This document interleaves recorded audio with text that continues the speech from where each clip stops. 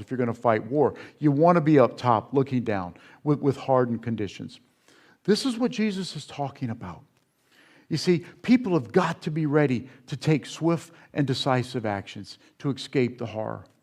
And I know you're like, man, this is a tough message. We got to go to lunch after this. But it's not to scare you. It's to prepare you. It's to embolden you and give you a sense of what's coming. Give you a sense of urgency.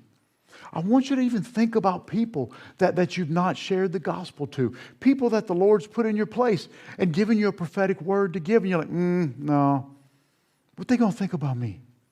How about we stop thinking about what people are going to be thinking about us and we start realizing the reality of what's going to happen? You see, this is another dual purpose prophecy that I want you to understand. It would also apply a few decades later when Jesus is talking about run to the hills. Like run to the hills. When Jesus prophesied that when he was sitting on the Mount of Olives, remember it was about 40 years later, 70 AD, when Rome came in and they destroyed the temple. This is what Jesus was talking about in the near term. Y'all, in about 40 years, you're going to want to run to the hills.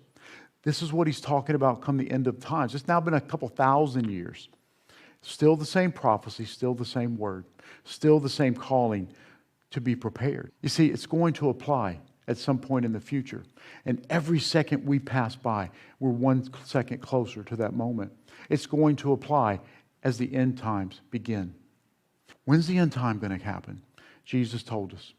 When it comes to the abomination of desolation, this is when the Antichrist establishes himself and sets himself up in the temple. This is the tribulation. This is when it begins.